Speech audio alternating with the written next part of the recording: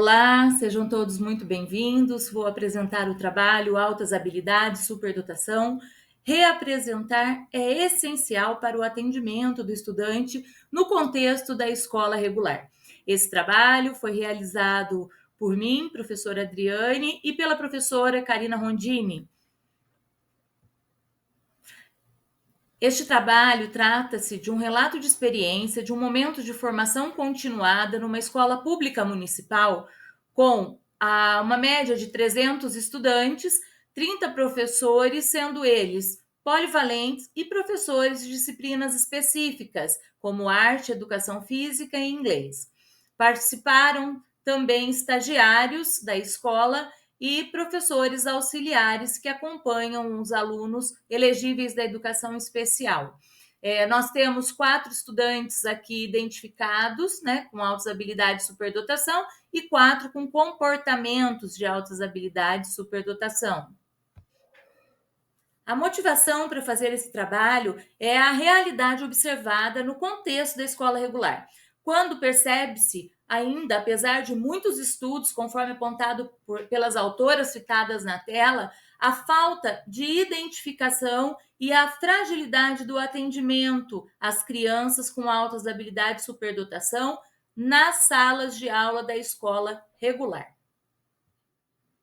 Os 3 grandes objetivos desse trabalho era trabalhar os conceitos relacionados às altas habilidades de superdotação com o corpo docente e demais participantes, desmistificar os mitos que ainda cercam o contexto da escola e propor e analisar atividades com formas de enriquecimento intracurricular para os estudantes com altas habilidades de superdotação.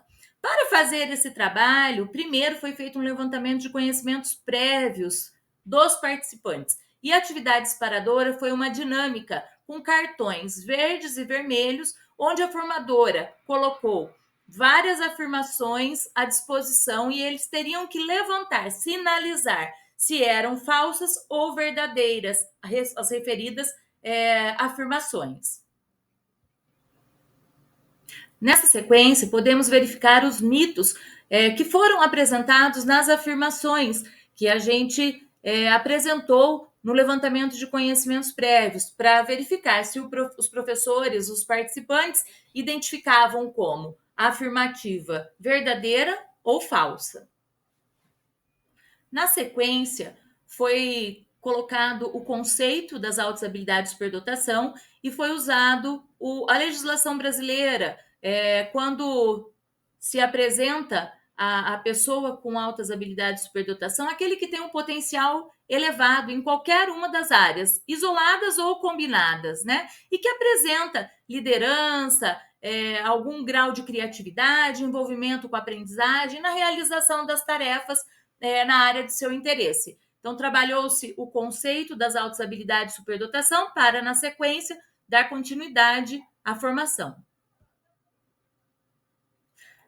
Também foi apresentado a concepção da teoria dos 3 anéis propostas por Renzulli, quando ele apresenta um quadro, né, um pano de fundo, onde tem a família, os colegas, a escola, vários elementos dos contextos onde essa criança com altas habilidades, essa pessoa está inserida, e ele diz que a capacidade acima da média, o envolvimento com a tarefa e a criatividade, dialogando entre si e na intersecção desses 3 anéis, em qualquer, não precisa ser no mesmo nível de aprofundamento os 3, mas em qualquer nível de aprofundamento, desde que haja a intersecção, ali se encontra a superdotação da pessoa, né, com alta habilidade de superdotação.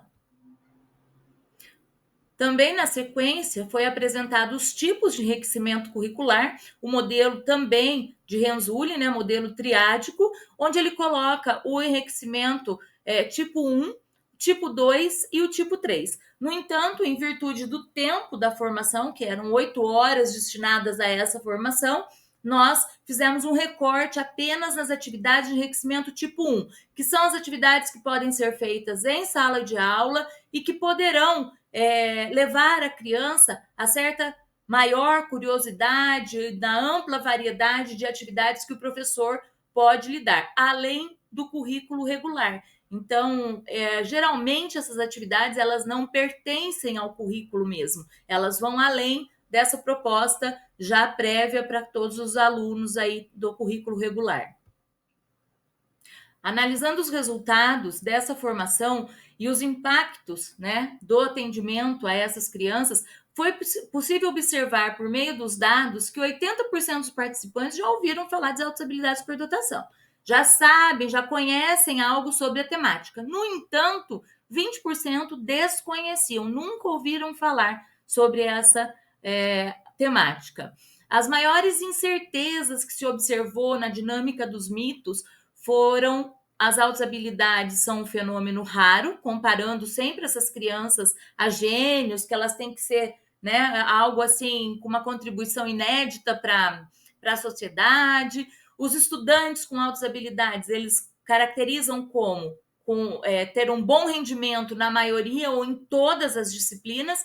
E o terceiro item, que os estudantes apresentam desempenho intelectual muito superior. Então, são os 3 itens aí evidenciados com maior frequência na dinâmica do levantamento de conhecimentos prévios.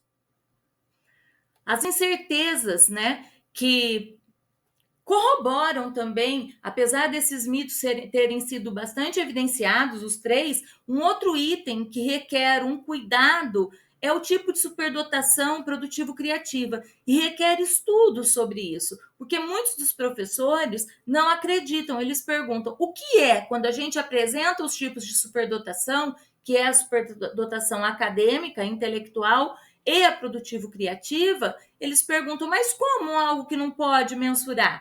Como que eu vou saber se ele tem? Ele é bom em música, e aí ele tem altas habilidades, então tem essa incerteza, né, que persegue muitos professores.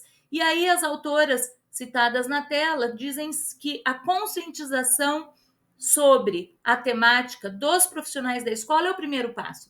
Então, a formação em contexto de trabalho é o primeiro passo para que a gente comece a trabalhar a temática na escola regular, para depois dar andamento e implementações futuras aí de outras ações formativas e necessárias também. Neste momento da formação, nós tivemos a partilha de uma das professoras.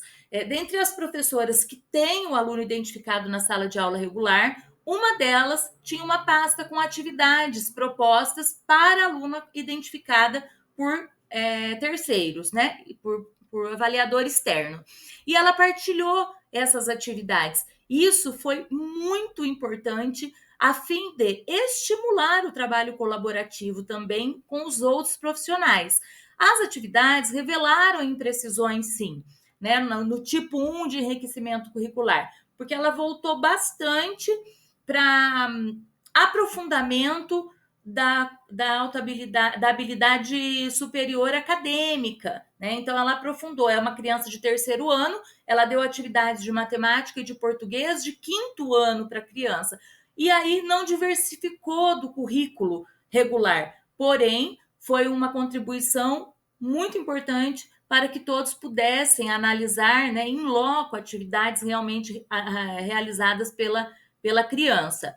E um outro fator que também merece atenção aqui é que não tem um plano de atendimento educacional especializado, conforme previsto no parecer 51 de 2023, ainda não publicado, mas já homologado. Então, a gente percebeu também, constatou nessa formação que não tem esse plano na escola. Não é orientado nem pelo órgão superior e nem pela equipe gestora sobre esse plano de atendimento, apesar de ser uma legislação vigente no país.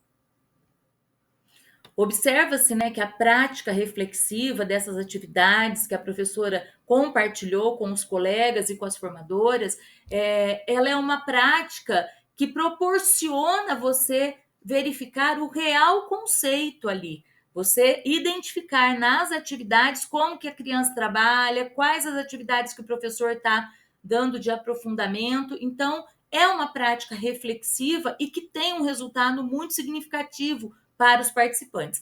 Fato este pôde ser observado na avaliação escrita que eles fizeram após o momento formativo, individualmente. Então, os pontos que mais aparecem, né, a gente percebe que existe uma relevância da discussão sobre altas habilidades na escola regular, mas apesar dessa relevância, tem um reconhecimento de que é necessário ainda mais aprofundamento para que as práticas, né, possam ser adequadas às necessidades e interesses dos estudantes com altas habilidades de superdotação. As considerações finais, a gente traz as evidências que a formação continuada em serviço, em contexto de trabalho, haja vista que não são todos iguais, não temos um grupo homogêneo. Então, a gente precisa ter essa formação em contexto de trabalho e trazer, como a professora trouxe as atividades, para que a gente analise, ver o que cabe ao nosso aluno, o que pode ser ajustado para outro. Então, uma formação em contexto de trabalho com os profissionais da escola. O processo deve ser dinâmico e interativo, então, com atividades práticas que favoreçam a conexão desses professores, eles interagirem e trocarem experiências entre si, e a atualização do conteúdo, né, dos conhecimentos, porque ela tem que ser contínua. Tem sempre publicações, novas publicações, e nós temos que acompanhar esse avanço da pesquisa, da literatura científica, para poder atender esse alunado, né?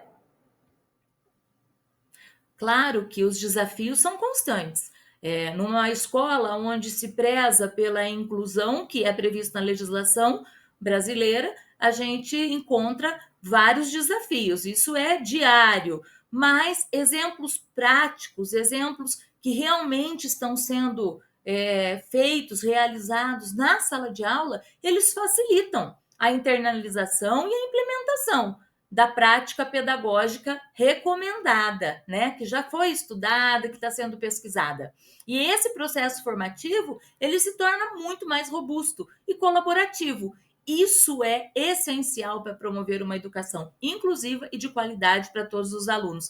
Então, a gente precisa repensar as nossas ações e a formação em contexto de trabalho com exemplos práticos para os nossos professores, para os nossos profissionais da educação.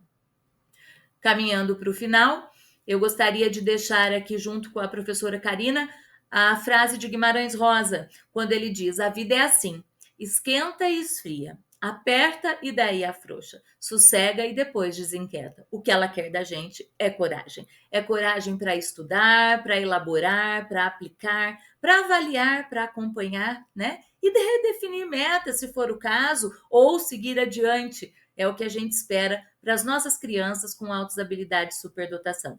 Deixo aqui o meu contato e da professora Karina para possíveis dúvidas e trocas de experiências. Na sequência, seguem as referências que foram usadas para essa apresentação. Muito obrigada.